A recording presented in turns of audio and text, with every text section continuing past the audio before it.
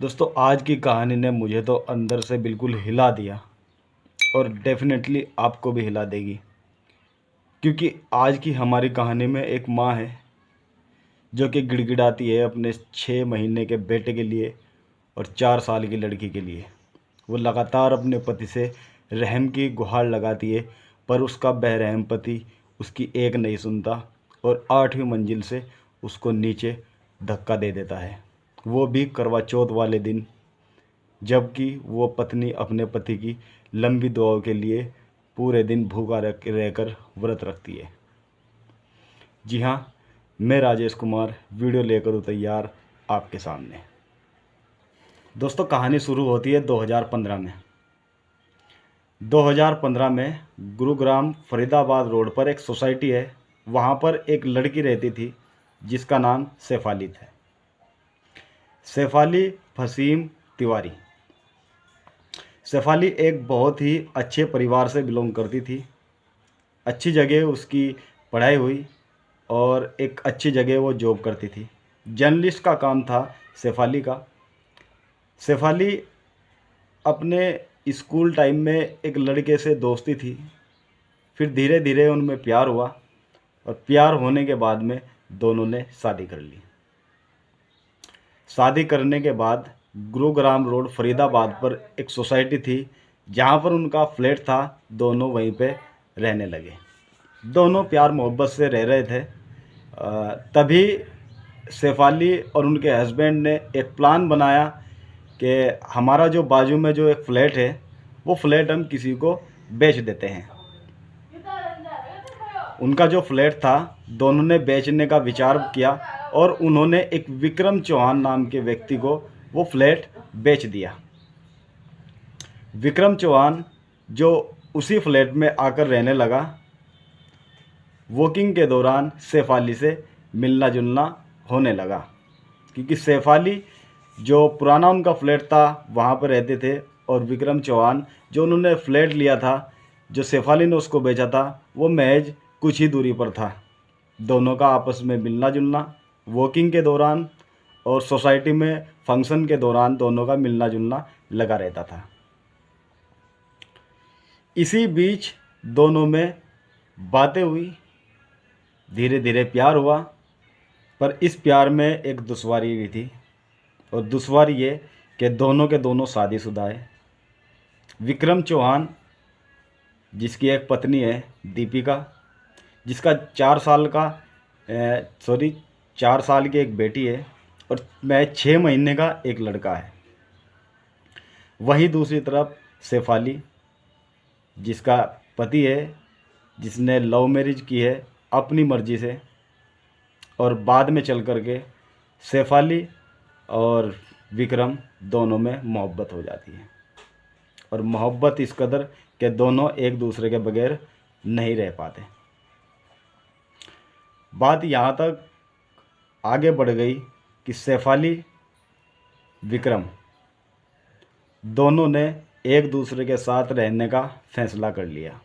दोनों हमेशा हमेशा के लिए एक दूसरे के साथ रहना चाहते थे, मगर कैसे? इधर शेफाली भी शादीशुदा है और इधर विक्रम चौहान भी शादीशुदा है। फिर दोनों ने विचार किया कि शेफाली तुम अपने पति से बात करो और मैं अपनी पत्नी दीपिका से बात करता हूँ और एक दूसरे को तलाक दे देते हैं। जब तुम अपने पति को तलाक दे दोगी और मैं अपनी पत्नी को तलाक दे दूँगा, यानी दीपिका को तलाक दे दूँगा, तो फिर हम दोनों आसानी से अपने जीवन जी सकते हैं।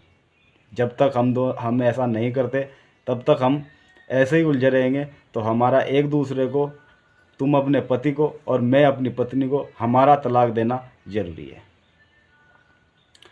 शेफाली ये बात अच्छी तरह समझ जाती है और फिर वो मौका देखकर अपने पति से बात करती है। पति, शेफाली का पति निहायत ही शरीफ और ईमानदार व्यक्ति था। उसने सोचा कि बगैर प्यार के जीवन जीना बहुत ज़्यादा कठिन होगा। जब इसने एक दूसरे व्यक्ति से मोहब्बत कर ही लिए तो फिर इसको छोड़ना ही ठीक रहेगा। इधर शेफाली ने विक्रम चौहान को बताया कि मैंने अपने पति से तलाक के लिए बात कर ली और वो मान भी गए। फिर शेफाली विक्रम चौहान को प्रेशराइज करती है कि तुम भी अपनी पति से तलाक की बात करो, अपनी पत्नी से तलाक की बात करो। पर दीपिका इस बात को मानने को तैयार नहीं हुई।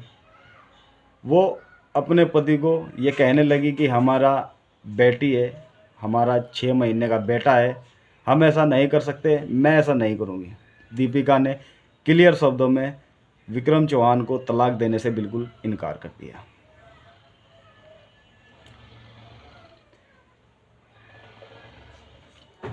विक्रम चौहान ने शेफाली के सामने ये बात बताई कि दीपिका इस बात को मानने को राज़ी नहीं है कि मैं उसे तलाक दूँ। और यहीं से शुरू होती है वो कहानी, वो बेरहम कहानी जो दीपिका की जान लेने पर मजबूर कर दे। और यहीं से शुरू होता है वो घिनौना काम, वो गंदा विचार जो शेफाली डालती है विक्रम चौहान के मन में। जी हाँ, 24 अक्टूबर 2018 को शेफाली के कहे अनुसार विक्रम चौहान दीपिका को लेकर पहुंच जाता है नैनीताल। नैनीताल इस फिराक में कि मौका देखकर मैं दीपिका को किसी पहाड़ से नीचे धक्का देकर गिरा दूंगा, मार दूंगा और फिर शेफाली के साथ में आराम से ज़िंदगी जीकर मज़े लूटेंगे। और पुलिस को भी कानो कान ये खबर नहीं होगी कि ये कांडक्रम कैसे हुआ और किसने किया। इधर शेफाली रेगुलर लगातार विक्रम चौहान को फ़ोन और मैसेज करती है और उधर विक्रम चौहान जो नैनीताल में है अपनी पत्नी दीपिका के साथ में, वो अपनी पत्नी को बोलता है कि उस पहाड़ी पर चलते हैं, उस पहाड़ी पर चलते हैं। लेकिन दीपिका इस चीज़ से अवगत थी, जानकार थी। इधर दीपिका जो कि जानती थी, उसके दिमाग में कहीं ना कहीं ये चीज़ थी, तो वो पहाड़ी पर जाने के लिए नहीं मानती और विक्रम चौहान को मना कर देती है और अपने रूम में वापस चली जाती है जो कि नैनीताल में उन्होंने लिया था। अगली तारीख 26 अक्टूबर।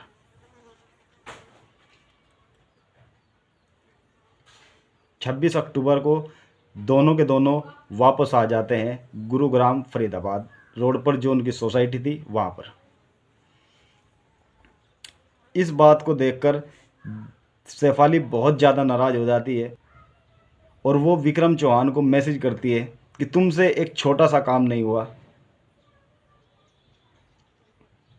और वो विक्रम चौहान को बोलती है कि तुमसे एक छोटा सा काम नहीं हुआ, मैंने तुमको बोला था कि उसको पहाड़ी से धक्का दे करके गिरा दो, जान से मार दो, तुमसे ये छोटा सा काम नहीं हुआ, तुम लूजर हो।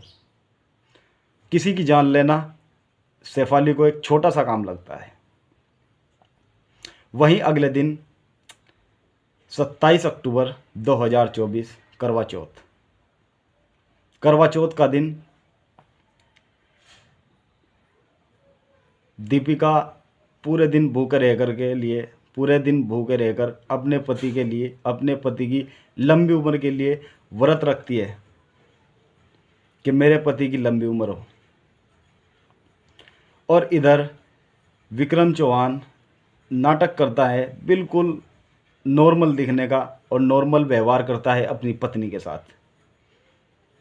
इधर शेफाली रेगुलर विक्रम चौहान को फ़ोन करती है, मैसेज करती है कि आज मैं तुम्हारी 6 महीने की प्रेग्नेंट हूँ। एक्चुअली जो शेफाली होती है, शेफाली 6 महीने की प्रेग्नेंट होती है और वो इस चीज़ को लेकर भी उसको प्रेशराइज करती है कि मैंने अपने पति से बात कर ली, मैं तुम्हारी 6 महीने की प्रेग्नेंट हूँ, तुमने अब तक इसको क्यों नहीं मारा, आज तुम्हें यह काम करना होगा। जी हाँ, करवा चौथ वाले रात को शेफाली ये प्रेशराइज करती है विक्रम चौहान को कि आज तुम्हें यह काम करना ही करना है डेफिनेटली। फिर आनंद फानंद में विक्रम चौहान और उसकी पत्नी दीपिका में थोड़ी बहस हो जाती है और बहस होने के बाद में विक्रम चौहान जो रेलिंग होती है बाहर की साइड में, वहाँ पर दीपिका को लेकर के चला जाता है। उसको ले जाने के बाद में दीपिका को बहुत ज़ोरों से पकड़ लेता है और पकड़ने के बाद में उसको नीचे फेंकता है 8वीं मंजिल पर इनका फ्लैट था जहाँ से वो नीचे गिराता है। जैसे ही वो उसको नीचे गिरा रहा था तभी दीपिका उसकी उसकी कलाई, उसके हाथ को यहाँ से पकड़ लेती है। शेफाली के कहे अनुसार विक्रम चौहान दीपिका को छत से फेंकता है। दीपिका विक्रम चौहान की बाजू को पकड़कर लटक जाती है और उसको बोलती है कि प्लीज़ मुझे मत मारो। मेरा 6 महीने का बेटा है, मेरी 4 साल की बेटी है। मैं बहुत प्यार करती हूँ अपने बेटे से, मैं बहुत प्यार करती हूँ अपनी बेटी से। प्लीज़ मुझे मत मारो, मैं तुम्हें पूरी उम्र के लिए छोड़ करके चली जाऊँगी। बट विक्रम चौहान उसकी एक नहीं सुनता और उसको 8वीं मंजिल से नीचे फेंक देता है। और जिस वक्त ये पूरा इंसिडेंट हो रहा था, बाजू का एक जो फ्लैट में जो आदमी रहता था उसने अपनी आंखों से ये पूरा वाक़या देखा। और फिर नीचे जाकर विक्रम चौहान ऐसा नाटक करता है, थोड़े जो गमले गुमले वहाँ पर रखे हुए थे बालकनी में उनको भी थोड़ा तोड़ फोड़ देता है और नीचे जाकर रोने धाड़ने का नाटक करता है। फिर पुलिस आती है और पुलिस के सामने नौटंकी करता है विक्रम चौहान के करवा चौथ का समय था, हम रेलिंग पर खड़े हुए थे, वह देख रहे थे, चांद का इंतज़ार कर रहे थे। जैसे ही मेरी बीवी का पैर फिसला, वो गिर गई, मैंने पकड़ा, मैं संभाल नहीं पाया। रो रो के पूरे नाटक विक्रम चौहान पुलिस के सामने करता है। और पुलिस भी मामले को दर्ज करती है। मर्डर का कोई मामला दर्ज नहीं करती, जो है एक एक्सीडेंट दिखा करके मामले को क्लोज कर देती है। उसके ठीक एक दिन बाद दीपिका के पिताजी आते हैं। दीपिका के पिताजी पुलिस के पास जाते हैं और पुलिस को जाकर के पूरा मामला बताते हैं कि पिछले कुछ समय से मेरी बेटी दीपिका और इनके पति विक्रम चौहान के बीच में संबंध ठीक नहीं थे और इसकी एक वजह थी शेफाली एक लड़की जिसने कहे अनुसार ये पूरा वाक़या हुआ होगा। तभी पुलिस को शक होता है और पुलिस विक्रम चौहान का फ़ोन, ईमेल, सब टोटल डिटेल्स जो है चेक करती है। और चेक करने के बाद में उनको पता लगता है कि कितने मैसेजेस शेफाली ने विक्रम चौहान को किए थे कि मर्डर कब करना है, क्या करना है। पूरी प्लान उनके फ़ोन में थी, पूरी डिटेल्स उनके फ़ोन में थी। तभी जिसने बाजू में ये इंसिडेंट होते हुए देखा था, ये एक्सीडेंट होते देखा, ये हत्या करते हुए विक्रम चौहान को देखा था, वो भी अपना बयान देता है। तो कहता है कि मेरे सामने विक्रम चौहान ने अपनी पति को 8वीं मंजिल से नीचे फेंका। वो पत्नी गुड़गिड़ाती रही, रहम की गुहार लगाती रही, लेकिन इसने एक नहीं सुनी। दीपिका नीचे गिरकर मर गई। विक्रम चौहान जेल चला गया और शेफाली भी जेल चली गई। कुछ दिनों बाद शेफाली बेल पर रिहा हो जाती है क्योंकि वो 6 महीने की प्रेग्नेंट थी और तब उसको डिलीवर का टाइम था, तो वो बेल पर रिहा कर दी जाती है। हालांकि ऐसा कई बार नहीं होता। शबनम और रेणुका पुनिया हरियाणा वाले केस में आपने देखा होगा, जेल में ही उन्होंने बच्चे को जन्म दिया। बट इसमें थोड़ा ये पुलिस ने जो है रहम दिखाया शेफाली के प्रति। पर मेरी राय ये है कि ऐसा नहीं होना चाहिए था। एक लड़की जिसने 2 बच्चे, एक 4 साल की बेटी और 6 महीने के बेटे का कदर ना करते हुए उसको ब्लैकमेल किया कि तुम ऐसा काम करो, अपनी पत्नी की जान लो। और क्या हो सकता था इसमें? विक्रम चौहान अगर इस बात को समझ जाता कि जो महिला तेरे बच्चों की मां को मारने के लिए प्लान बना सकती है, तो वो कैसे तुम्हारे बेटे और बेटी को प्यार देगी? अगर वो समझ जाता कि जो महिला अपने पति को छोड़ सकती है वो कल को मुझे भी छोड़ सकती है, अगर वो समझ जाता कि ये एक गलत कैरेक्टर की औरत है, तो शायद वो ऐसा जुर्म, ऐसा गुनाह ना करता और आज सलाखों के पीछे ना होता। आज की सच्ची घटना आपको कैसी लगी कमेंट में ज़रूर बताएं। चलिए मिलते हैं किसी नेक्स्ट वीडियो में, किसी नए टॉपिक पर, किसी सच्ची घटना के साथ में। जब तक के लिए जय हिंद, वंदे मातरम।